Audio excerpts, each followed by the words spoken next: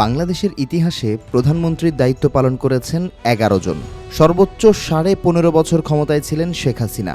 দীর্ঘ ১.৫ দশকের শাসনামলে যা করতে পারেননি হাসিনা, মাত্র ৪.৫ মাসেই তা করে দেখিয়ে দিলেন তারেক রহমান। মাত্র কয়েকদিনের ব্যবধানে একাধিক সাহসী সিদ্ধান্ত নিয়েছেন বাংলাদেশের প্রধানমন্ত্রী। এতে রাষ্ট্রের পাশাপাশি সোশ্যাল মিডিয়ার হিরো বনে গেছেন তারেক রহমান। অনেকেই বলছেন, এমন প্রধানমন্ত্রী তো চেয়েছিল বাংলাদেশ। সিদ্ধান্তগুলোর মধ্যে সবচেয়ে বেশি প্রশংসিত হয়েছে সরকারি ব্যানার, ফেস্টুন ও বিলবোর্ডে প্রধানমন্ত্রীর ছবি ব্যবহার সম্পূর্ণ নিষিদ্ধের ঘোষণা। এখন থেকে সরকারি অনুষ্ঠানের প্রচার সামগ্রীতে কোনো ব্যক্তির ছবি নয়, বরং অনুষ্ঠানের মূল উদ্দেশ্য, জনস্বার্থ ও তথ্যই হবে প্রধান বিষয়। মন্ত্রিপরিষদ বিভাগের জারি করা পরিপত্রে উঠে এসেছে এই তথ্য। ফলে দীর্ঘদিন ধরে সরকারি অর্থে নেতাদের বিশাল ছবি চাপিয়ে আত্মপ্রচারের যে সংস্কৃতি গড়ে উঠেছিল, সেটিকে কার্যত এক নির্দেশনায় বন্ধ করে দিলেন প্রধানমন্ত্রী। প্রায় একই সময়ে ব্যয় সংকোচনের ক্ষেত্রেও নজির গড়েছে সরকার। বহু বছরের প্রচলিত বাজেট পরবর্তী নৈশভোজ বাতিল করে প্রায় ৫০ লাখ টাকা সাশ্রয় করা হয়েছে। শুধু তাই নয়, প্রধানমন্ত্রীর কার্যালয়ের আপ্যায়ন ব্যয়ও নাটকীয়ভাবে কমিয়ে আনা হয়েছে। যেখানে অতীতে বছরে ৩০ থেকে ৫৫ কোটি টাকা পর্যন্ত আপ্যায়নে ব্যয় হতো, সেখানে এখন কঠোর নিয়ন্ত্রণের মাধ্যমে সেই ব্যয় উল্লেখযোগ্যভাবে কমে এসেছে।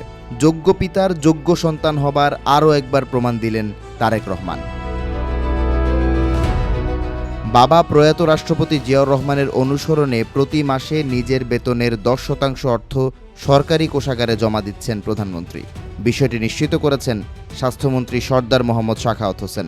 একই সঙ্গে মন্ত্রিসভার সদস্যদেরও বেতনের ১০% সরকারি কোষাগারে ফেরত দেওয়ার আহ্বান জানিয়েছেন প্রধানমন্ত্রী। শুধু প্রশাসন নয়, নিজ দলকেও ছাড় দেননি সরকার প্রধান। বাজেট অধিবেশনের সকালের সেশনে অনুপস্থিত সরকার দলীয় সংসদ সদস্যদের প্রতি প্রকাশ্যে অসন্তোষ জানিয়েছেন তিনি। পাশাপাশি পাঠানো হয়েছে কারণ দর্শানোর নির্দেশ।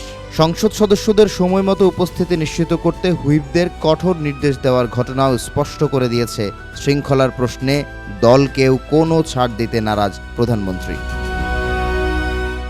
রাজনৈতিক বিশ্লেষকদের মতে, রাষ্ট্র পরিচালনায় প্রতীকী সিদ্ধান্তে অনেক সময় বড় সংস্কারের সূচনা করে। ব্যক্তি পূজার অবসান, সরকারি ব্যয়ে সংযম, প্রশাসনিক জবাবদিহিতা কিংবা দলীয় শৃঙ্খলায় কঠোর অবস্থান একটি নতুন প্রশাসনিক সংস্কৃতির ইঙ্গিত দিচ্ছে। এখন সবচেয়ে বড় চ্যালেঞ্জ হবে এসব সিদ্ধান্ত মাঠ পর্যায়ে কার্যকর করা। যা নিশ্চিত করা গেলে রাষ্ট্রীয় সংস্কৃতি বদলে দেয়া বাংলাদেশের প্রথম প্রধানমন্ত্রী হতে পারেন তারেক রহমান।